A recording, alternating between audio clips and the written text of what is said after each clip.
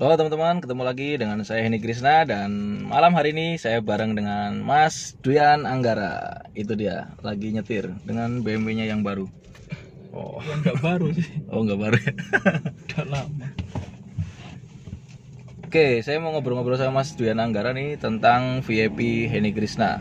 Ya, di VIP Heni Krisna itu selama setahun terakhir itu mendapatkan 130R. Bentar ya, lagi parkirnya jauh tadi. Ada Parkirnya mobil jauh. di situ. Tadi banyak mobil di sebelah kanan mau dibanting. Loh, ini belum pro kayaknya. Oke teman-teman ya, apakah normal atau bagus atau apapun itu, selama setahun terakhir VIP Heni Krisna mendapatkan 130R, yaitu dengan sistem strategi atau supply and demand teman-teman ya, dari until order. Nah, dari bulan Juni 2019 dan sampai saat ini di VIP Heni Krisna mendapatkan di atas 130R. Artinya kalau diambil rata-rata itu satu bulan sekitar 10 sampai dengan 15R. Gila banget, bro. Wah, Gelap ini ya? jadi gelap videonya, bro. Tapi silau. Silo ya? Iya. Oke, nanti aja lah. Pasti kelihatan kok. Masih kelihatan ya? Iya, aman kelihatan. Oke, sekarang gimana menurut Mas Angga dengan perolehan 130R dari VIP Heni Krisna? Karena dulu tim saya ini Mas Angga juga yang training ya Gitu. di awal-awal. Ya, semua orang timnya aku yang training. Berapa? 100 berapa? 130R itu dari Juni ke Juni ya. Bulan apa yang Juli masuk ke tahun berikutnya. 130R sih banyak deh. Iya. Banyak banget. Dan total loss terbesar itu jika ditotalin 1, 2, 3 itu di bulan Juli 2019 itu sekitar 13R. Itu paling besar. Jadi kalau resikonya 1% berarti minus terbesar itu 13%. Itu jika ambil semuanya 1%, 1% ya, jadi hanya 13R. Jadi ini 3% risk yang per transaksi sebenarnya. Iya, betul. 1%, 1 banding 1, 1%, 1 banding 2, 1%, 1 banding 3. Betul Mas Angga. Pretty good. Tidak ada perlu yang dirusak atau gimana? Enggak ada. Apanya mau dibenerin? Jadi yang selalu saya ingat teman-teman, jadi kata-kata dari Mas Angga itu, kalau nggak rusak ya nggak perlu dibenerin ya. Iya. Apanya yang dibenerin kalau nggak rusak? Jika rule tradingnya jelas, cara pendekatannya sama atau konsisten ya teruskan saja. Iya. Itu Mas Angga ya? Iya, dulu dia nanya. Ini udah bener nggak, Mas? Profit nggak? Profit, yuk lanjutin aja lah. Kalau nggak rusak ngapain dibenerin? Trading kan pada akhirnya kan cuma yang penting kita punya probability yang cukup. Kemungkinan benernya sedikit lebih gede daripada kemungkinan salah. Habis itu kita punya risiko yang kecil, terus punya reward yang cukup. Udah, sisanya yang penting caranya mekanikal baik-baik aja pasti dalam jangka panjang. Oke. Ada juga nih apa dari teman-teman ya. Teman-teman VIP ini banyak yang profitnya jauh lebih besar dari saya.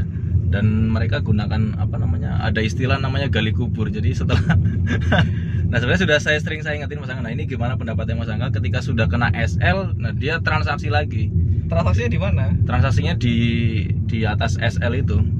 Di atas SL misalkan kita punya sell area, kemudian sell areanya itu kena stop loss dan dia open posisi lagi di atas SL tersebut dan plannya ya sell lagi kemudian mencapai TP3. Ada SL-nya nggak?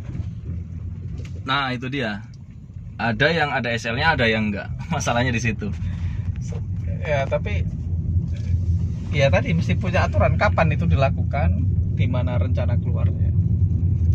Kalau seandainya Kalau dia nggak punya ada aturan yang jelas sih jangan sebaiknya. Iya, kalau nggak pakai aturan yang jelas sebaiknya jangan. Tapi kalau punya aturan yang jelas, kapan dia harus gali kubur atau kapan dia harus open posisi dan Terus tahu resikonya di mana kalau salah kan. Kalau ditembus kan, selnya ditembus kan bisa jadi naik terus, bisa jadi terus koreksi kan gitu. ya.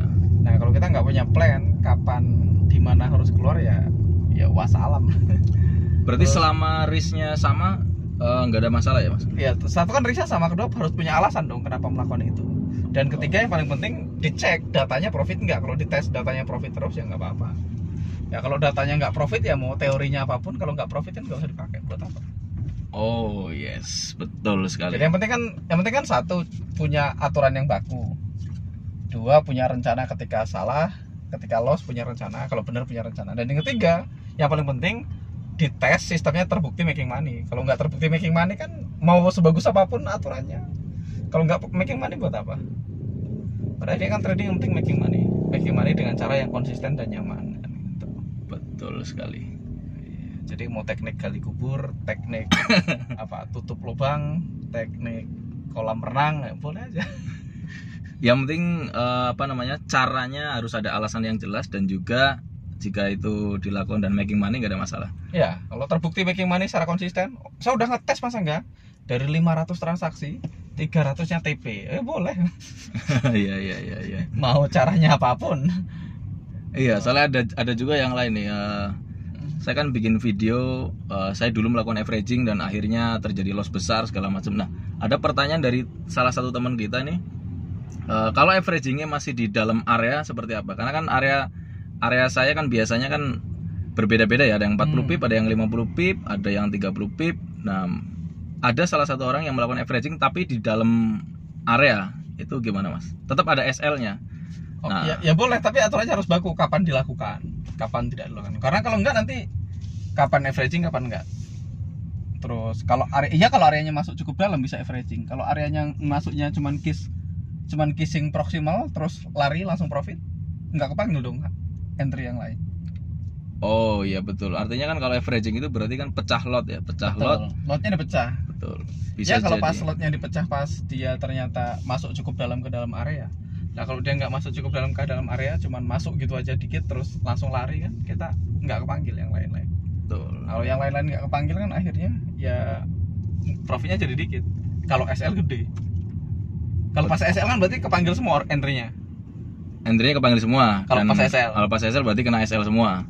Tapi kalau pas profit misalkan dia hanya kiss dikit terus lari berarti dia yang kepanggil cuma dikit. Yang kepanggil cuma dikit dan profitnya dikit. Nah, artinya tapi kan ada hari di mana harga masuk cukup dalam terus balik arah jadi profit lebih gede.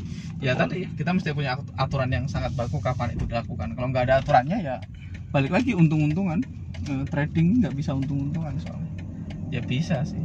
Nah gitu teman-teman ya. Jadi kita sudah dapat jawaban dari Mas Angga yang master nih, master beneran. Jadi teman-teman ada kelebihan dan kekurangannya. Artinya jika teman-teman lakukan itu bisa jadi RR-nya nggak jalan. Nah karena yang akan menyelamatkan sistem trading dalam jangka panjang adalah RR yang baik atau yang ideal dan juga MM yang baik. Oke, kita sudah sampai. Kita mau makan dulu teman-teman.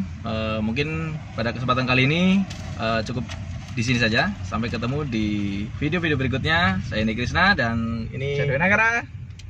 Assalamualaikum warahmatullahi wabarakatuh. Waalaikumsalam warahmatullahi wabarakatuh.